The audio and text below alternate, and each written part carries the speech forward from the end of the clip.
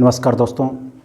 आज के परिवेश में नौकरी या बिजनेस की कोई गारंटी नहीं है, कब ठप हो जाए, कब नौकरी चली जाए और कब आपके पास या आपके साथ कोई दुर्व्यवस्था हो जाए।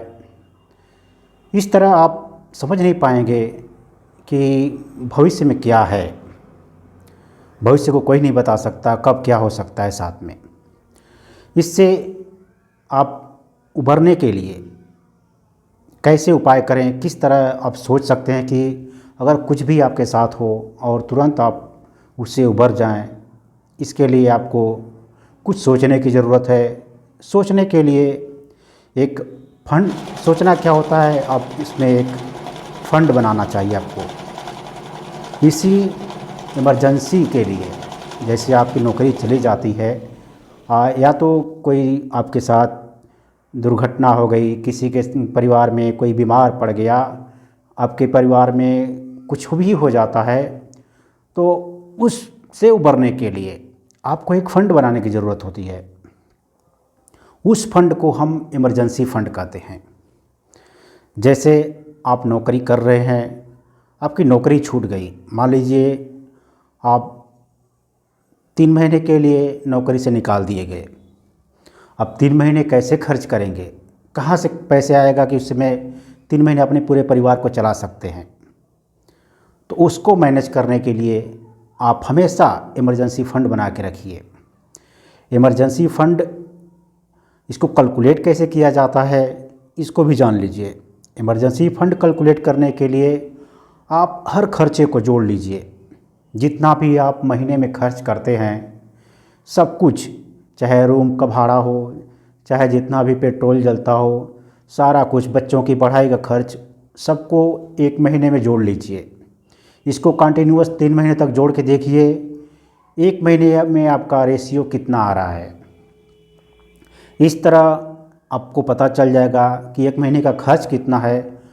उसके हिसाब से आप उसके कम से कम 6 गुना इमरजेंसी फ़ंड रखना चाहिए। जैसे आपका खर्च 10,000 रुपये पर मंथ का है, तो आप 60,000 रुपये आप इमरजेंसी फ़ंड में रखिए।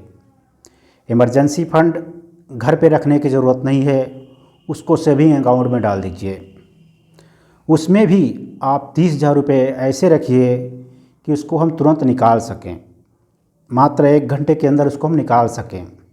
बाकी 30,000 को एफडी कर सकते हैं, उसको भी ज़रूरत पड़ी तो निकाल सकते हैं, लेकिन कम से कम आपका तिहाई, कम से कम आपको 3 गुना, अपने खर्च का 3 गुना हमेशा सेविंग अकाउंट में होना चाहिए।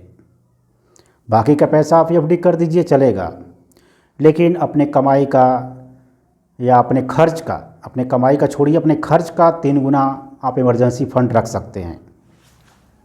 इसे ही इमरजेंसी फ़ंड कहा जाता है। ये हर कमाने वाले व्यक्ति को, जो भी घर का खर्चा चलाता है, जो भी घर के खर्च को वहन करता है, उसे यह इमरजेंसी फ़ंड रखना बहुत ज़रूरी होगा। कभी भी कुछ भी होता है तो इमरजेंसी फ़ंड से तुरंत पैसा हम निकाल के काम कर सकते हैं।